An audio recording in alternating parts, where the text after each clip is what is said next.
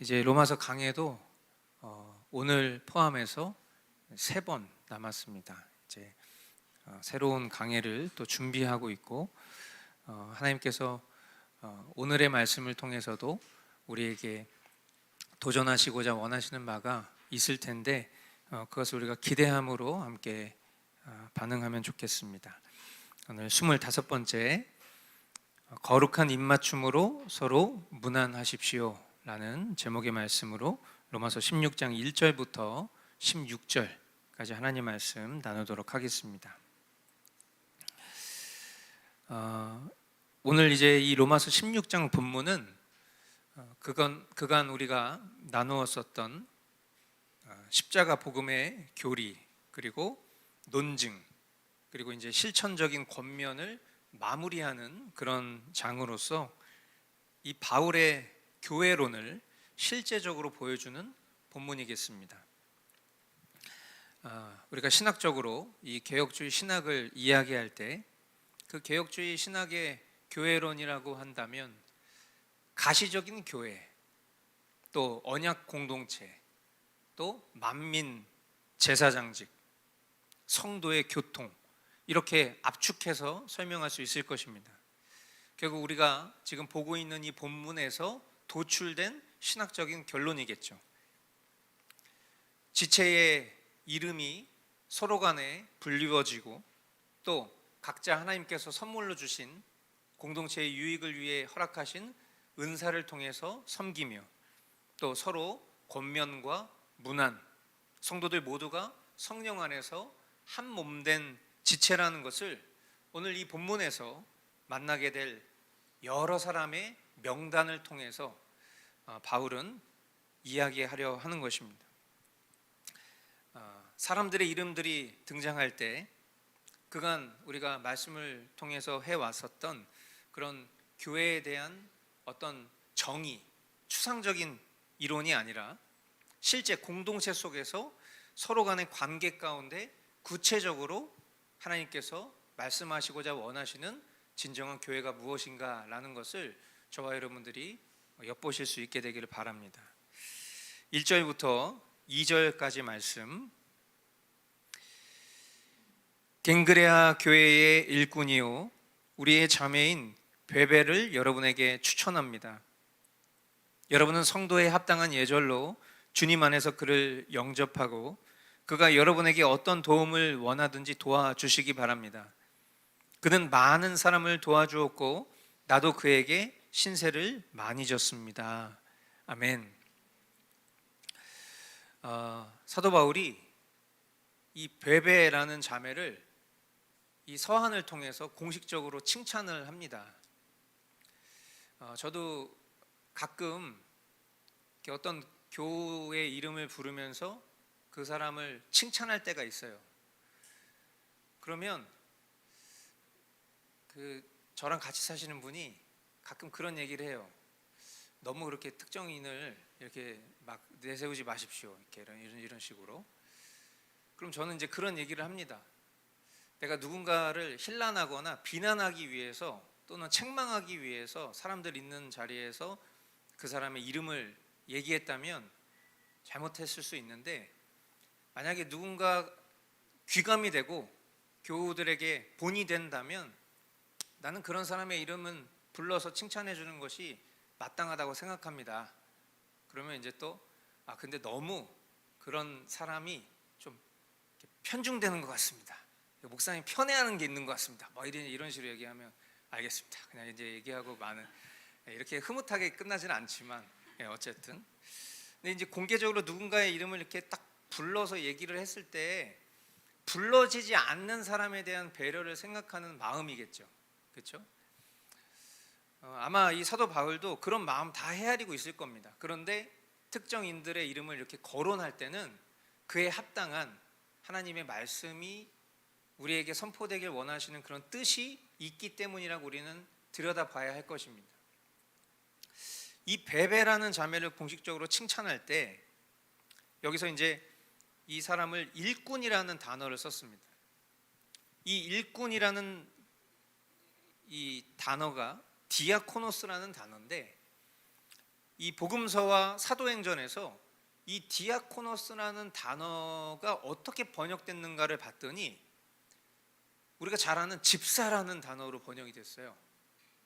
뿐만 아니라 사역자라는 단어로도 번역이 되고 종이라는 뜻으로도 번역이 됐습니다. 그러니까 우리가 이 개혁주의 신학의 근간을 둔 교회는 성경적인 직분의 원칙과 질서를 되게 중요하게 생각하기 때문에 집사, 장로, 목사 외에는 그 어떤 직분을 인정하지 않고, 그리고 집사에 대한 기준 역시도 한 아내의 남편이라는 성경의 말씀을 따라서 오로지 남자 집사만을 인정을 하잖아요. 그런데 많은 교회들이 이 베베를 가리킨 이 디아코노스라는 단어가 집사로 번역된 것을 근거를 삼아서 여자 집사의 공적 업무를 인정하는 교회들이 그래서 많은 겁니다. 그래서 개혁교회 중에서도 여자 집사직을 인정하는 교회들도 덜어 있습니다. 그리고 작년에 저도 마음 한켠에 진짜 교회를 살뜰히 좀 돌보고 관심을 두고 시간을 내서 교회를 섬길 수 있는 사람은 오히려 직장에서 일하는 남편보다는 여자 성도분들이 훨씬 낫겠다라는 생각을 하면서 여자 집사직을 고민했던 적이 있었습니다. 아마 그 고민은 지금도 저는 계속 가지고 있는 것 같아요. 그런데 이 여자 집사의 공적 업무를 분별해 놓고 보니까 과부를 돌보는 일, 또 환대하는 일, 양육하는 일, 이런 것들이라는 거예요. 이런 것들의 교회의 필요를 이제 공적인 업무로 부여하는 그런 일들을 한 것이죠. 그것이 이제 1세기 교회의 기록들에서 발견되기도 하고, 그래서 그런 것들을 근거로 해서 많은 교회들이 여자 집사직도 집사로 인정하는 그런 모습이라는 것입니다. 그래서 우리도 만약에 이런 부분들이 우리 교회의 어떤 직분으로 필요하다면 당연히 고려해 볼 것입니다. 그러나 그것이 꼭 어떤 직분에 부여하지 않아도 우리 모두가 기쁨으로 섬길 수 있는 일이고, 또 그런 은사와 달란트를 부여하신 분이 자발적으로 섬길 수 있다면 사실은 직분의 부여가 필요 없을 수도 있겠죠. 자, 그런데 이제 이 베베를 단순히 디아코노스 이런 일꾼으로만 표현하고 있지 않고 바울이 그녀를 프로스타티스, 이것을 번역하면 보호자, 후원자, 이렇게 표현을 합니다. 이건 좀 보통 표현은 아닙니다. 왜냐하면 당시의 어떤 문화를 생각해 볼 때, 또 사회 구조를 생각해 볼 때 어떤 재정적으로 또 법적으로 영향력 있는 사람이 아니면 이런 보호자, 후원자라는 단어를, 그것도 여성을 상대로 사용하지 않습니다. 그러니까 아마도 이 베베라는 자매가 재정적으로도 굉장히 부자였던 것 같고, 그리고 그 재정을 통해서 이 사도 바울의 사역을 후원했기 때문에 사도 바울이 그녀를 향해서 프로스타티스라고 부른 것으로 유추해 보는 신학적인 견해들이 지배적입니다. 그리고 이런 자매가 교회 공동체 안에서 실질적으로 영향을 끼친 리더라고 우리는 해석할 수 있겠습니다. 그런데 이제 우리가 항상 기억해야 될 게, 어떤 리더라는 단어를 쓰면 우리가 머릿속으로 떠올리는 어떤 리더의 모습은 뭔가 앞장서서 어떤 지위나 또는 어떤 계급을 가지고 직분을 소유해서 앞장서서 누군가를 막 이끌어가는, 주도적으로 이끌어가는 그런 리더를 우리가 리더로 생각할 것입니다. 그런데 그녀에게 맡겨진 그 리더로서의 일들은 하나님께서 성경을 통해서 남자에게 부여하신 그 역할과 기능과 같은 것이 아니에요. 우리가 잘 알다시피 직분이라는 것은 어떤 위계 질서나 계급이 아니죠. 복음 안에서 각자에게 주신 은사를 발휘하고 섬기도록 하는, 우리 모두가 다 만인 제사장인데 그런 공동체의 실질적인 표본일 뿐이지, 이 베베에게 주어진 리더십이라는 것은 실제적인 섬김과 또 돌봄이라는 이 여성으로서 하나님이 부여하신 고유의 기질과 성품 등을 발휘해서 섬기는 그런 리더로서 보여주신 것이다. 그렇게 우리가 분별해야 할 것입니다. 그러니까 우리 교회도 이런 리더들이 세워지기를 원해요. 그러니까 사실은 이런 리더들이 세워진다라고 말하는 것보다는 우리 모두가 다 그런 리더가 되기를 소망해야 한다는 것입니다. 어떤 특별한 사람이 세워져서 그 사람을 통해서 무언가가 막 움직이는 것이 아니라 너도 나도 할 것 없이 서로가 서로를 진정으로 섬기기를 원하는 그런 공동체가 되기를 원하는 것이 우리가 바라는 마음이겠죠. 이렇게 베베의 사례를 통해서 우리 교회 안에도 보이지 않는 곳에서 각자에게 선물로 주신 은사와 헌신으로 섬기는 그런 수많은 리더들이 복음적으로 세워져야 할 것이다. 다시 한번 소망해 봅니다. 그리고 진정한 리더는 어떤 직분, 어떤 명함 그런 것보다 교회가 살아 숨쉬는 그런 현장 속에서 자발적이고 능동적이고 따뜻한 섬김의 본질에서 드러난다라는 것, 그것을 다시 한번 우리가 기억해야 할 것입니다. 이런 주제를 다루면서 제가 평상시에 꼭 나누길 원했던 그런 한 가지 주제가 있는데 바로 사모라는 직분에 대한 이야기입니다. 결론부터 말씀드리면 이 사모라는 직분은 직분이 아님을 말씀드립니다. 한국교회 특성상, 특별히 작은 교회 특성상 목사 가정이 감당해야 할 일들이 상대적으로 많습니다.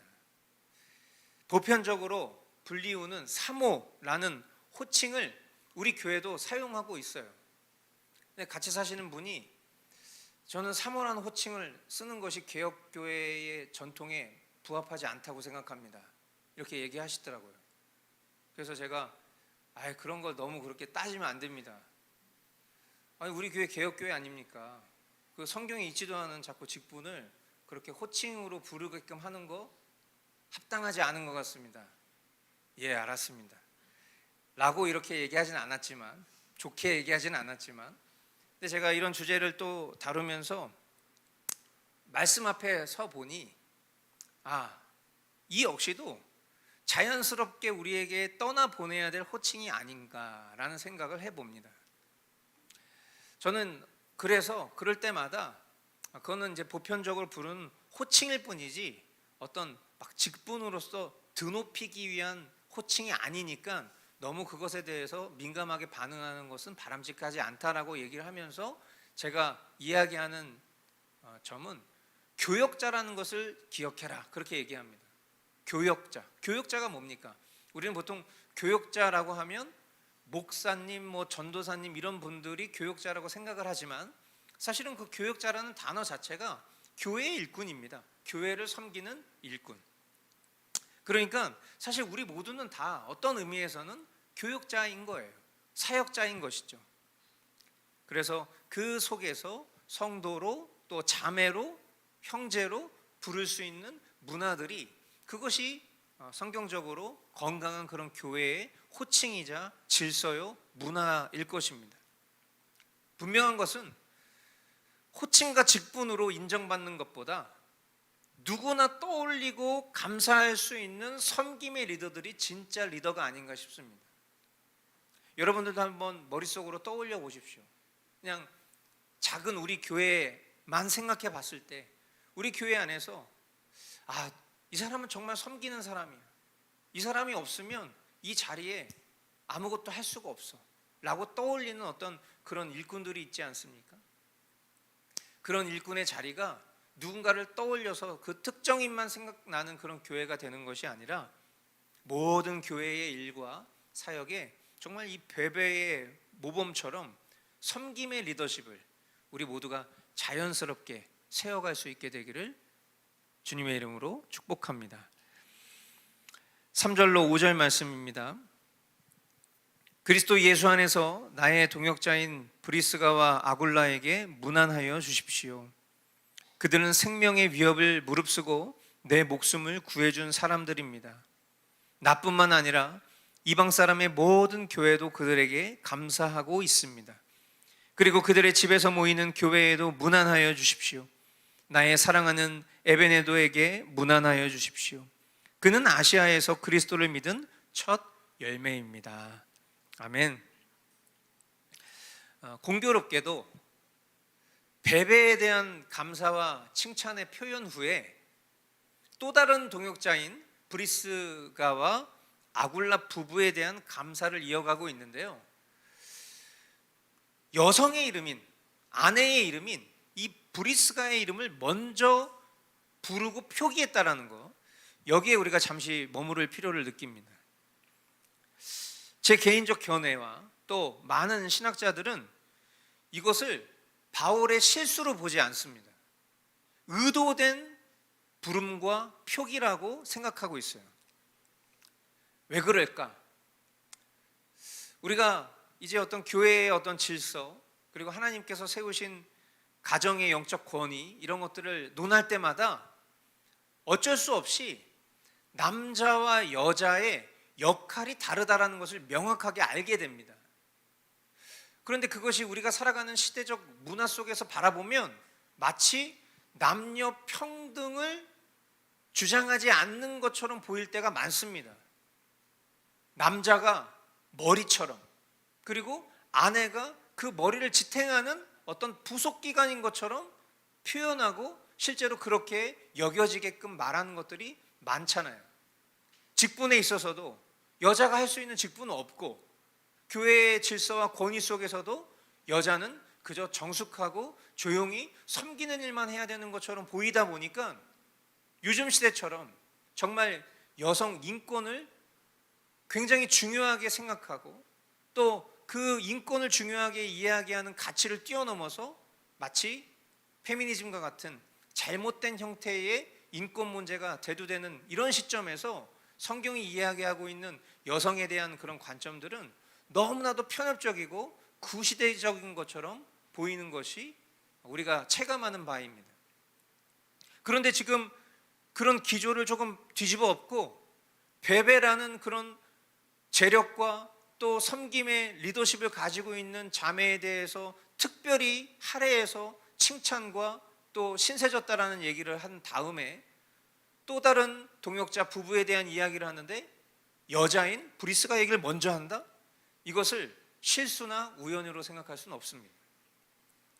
그러니까 결국은 이런 어떤 보편적인 정서와 표기를 넘어선 그녀를 향한 무언가 특별한 감사와 경의를 표하기 위한 의미로 이와 같이 썼을 것이다 라고 보는 것입니다.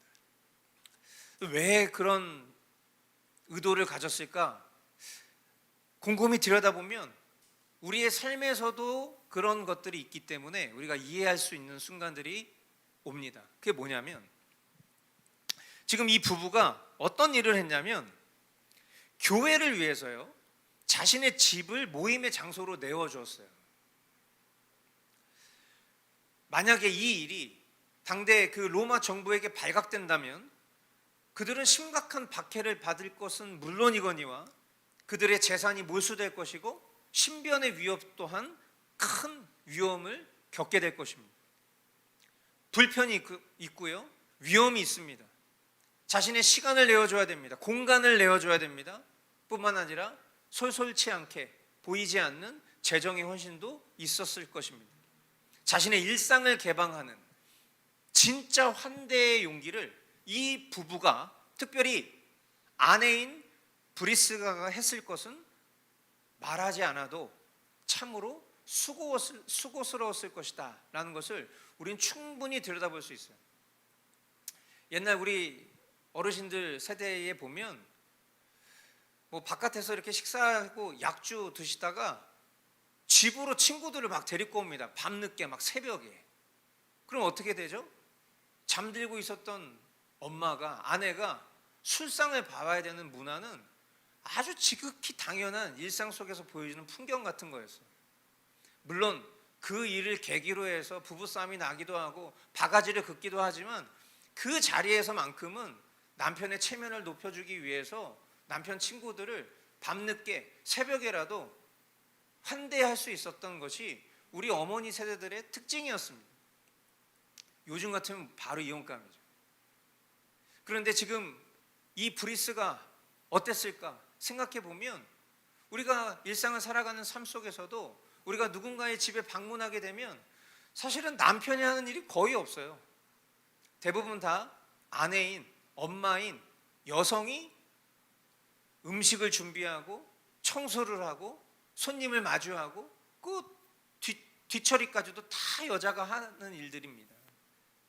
그런데 결국 생색내는 건 거의 대부분 남자들이 생색내죠. 뭐 자식이도 오늘 청소기 좀 돌렸다고 막 얘기하고, 자기도 오늘 재활용 쓰레기도 버리러 갔다 왔다고 얘기하고. 하지만 실질적인 대부분의 수고와 헌신은 여성분들이 하는 거잖아요.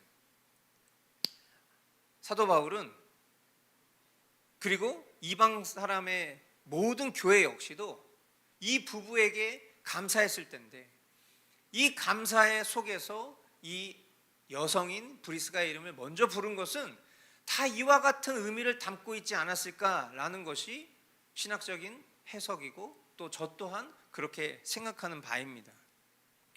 그러니까 우리가 이런 기회를 통해서 우리 교회도 또 우리의 가정도 우리가 살아가는 사회의 구성원 속에서도 여성이 해야 될 그런 고유의 역할과 그런 본질들을 우리가 감사해야 할 것입니다. 그리고 그런 일들이 하나님이 여성에게 부여하신 그런 진정한 은사요, 달란트라는 것을 우리 여자 성도분들 또한 기억해야 될 것입니다.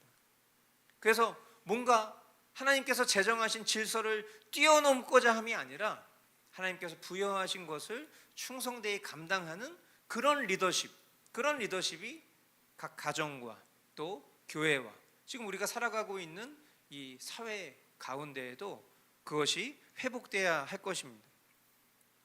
성경은 남자에게 앞에 서서 말씀을 전하고 성례를 집행하는 섬김의 권위를 부여했습니다. 또한 성경은 여자에게는 정숙하게 뒤에서 공동체의 필요를 챙기고 돌보는 섬김의 권위를 부여합니다. 사람은 이것을 각자의 기호와 인간이 만들어낸 전통 속에서 이 하나님이 제정하신 질서를 재편하고 싶어 합니다. 남자의 자리에 여자도 갈 수 있어. 아니, 여자만 갈 수 있는 자리를 만들어줘야 돼 라는 식으로 얘기합니다. 그리고 그것이 평등이라고 말합니다. 그것이 바른 질서인 것처럼 둔갑시키려고 합니다. 그러나 하나님의 질서와 유기적인 다양성은 남자와 여자를 창조하신 하나님의 뜻 안에 있을 때 그것이 가장 건강하고 바람직하게 흘러간다는 것을 우리는 잊지 말아야 합니다. 결국 이 모든 것이 욕심이에요. 욕심. 내게 허락하신 것에 감사하고 그 본연의 의미에 자족하여서 행하면 누릴 게 참 많습니다. 그리고 하나님과 사람 앞에 칭찬받을 일들이 많아져요. 그러나 그것을 스스로 뛰어넘어서 자기의 소견대로 또 어떤 집단의 뜻대로 그 하나님의 뜻으로부터 벗어나면 그것이 결국 갈등이 되고요. 그것이 나에게 올무가 되어서 모든 죄와 사망과 맞닿게 된다라는 것을 우리가 이런 말씀을 통해서도 다시 한번 기억해야 할 것입니다. 이런 말씀을 보다 보면 자연스럽게 예수님의 제자들과 그 제자의 어머니가 예수님께 간청했었던 그게 무슨 얘기였죠?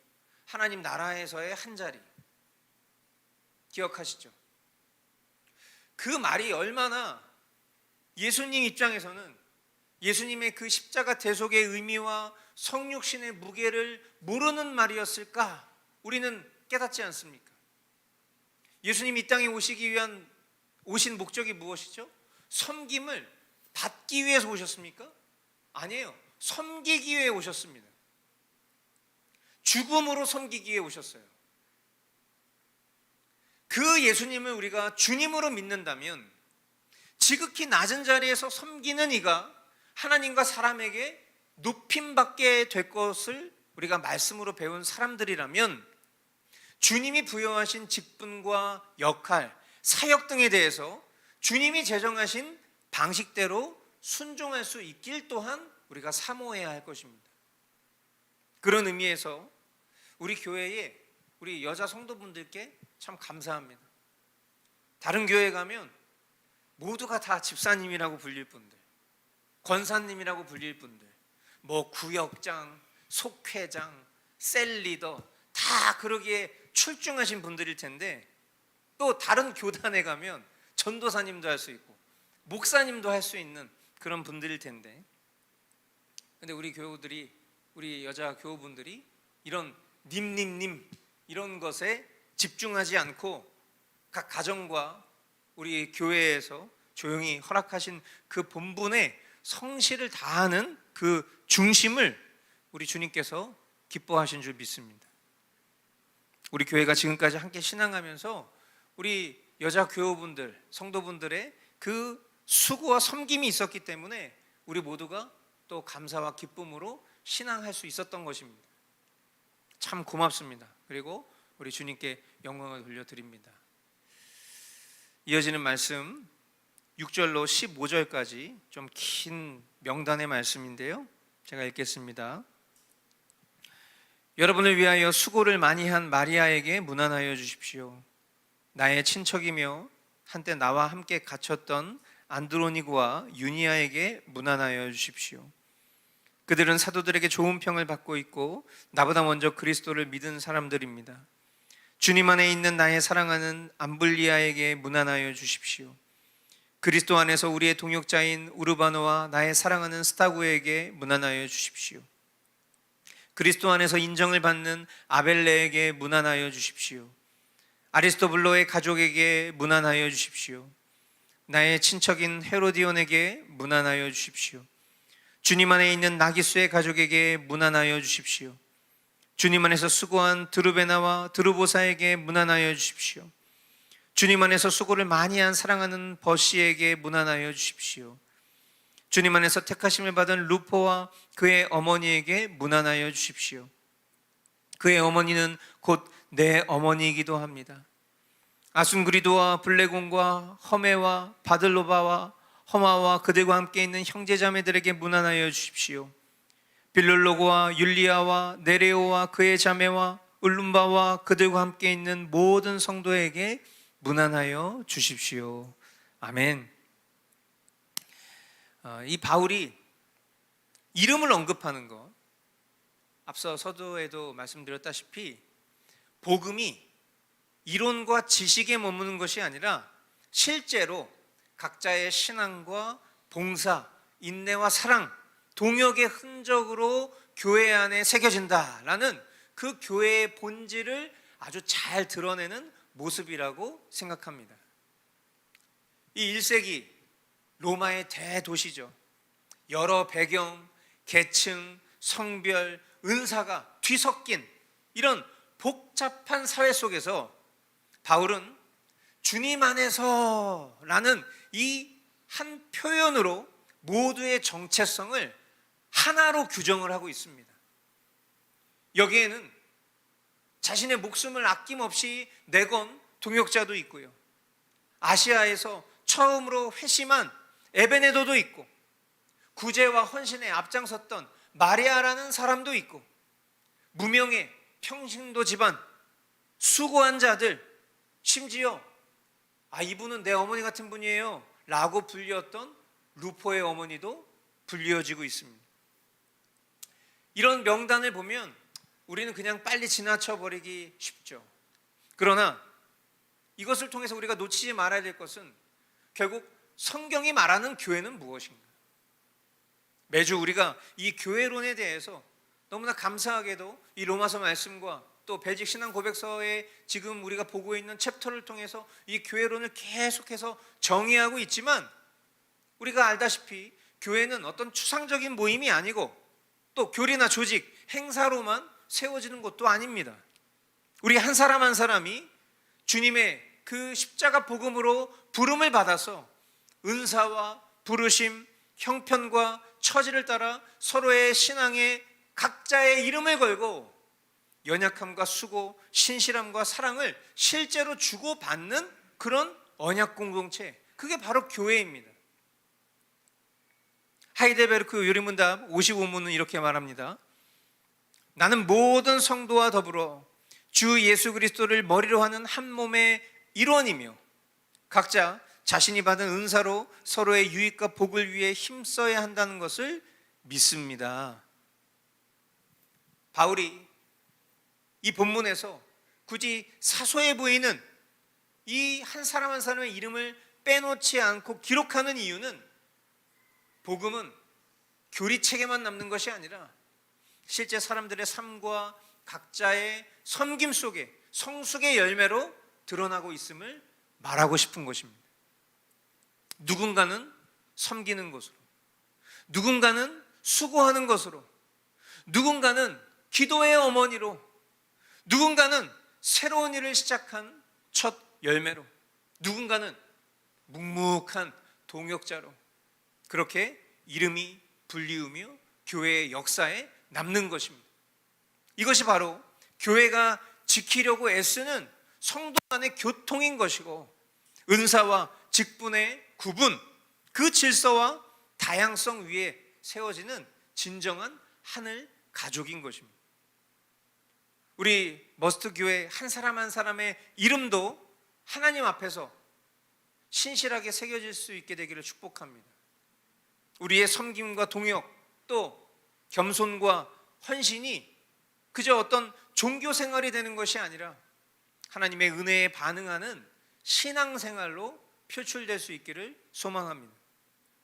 그러므로 우리 교회가 앞으로도 각자의 이름이 복음과 또 하나님의 이 언약책에 기억되고 이름 없는 섬김과 또 신실한 동역이 우리 교회의 역사 가운데 살아있는 그런 신앙의 흔적으로 남을 수 있게 되기를 간절히 기도합시다. 마지막 16절 우리 한 목소리로 같이 함께 읽어보겠습니다. 거룩한 입맞춤으로 서로 문안하십시오. 그리스도의 모든 교회가 여러분에게 문안합니다. 아멘.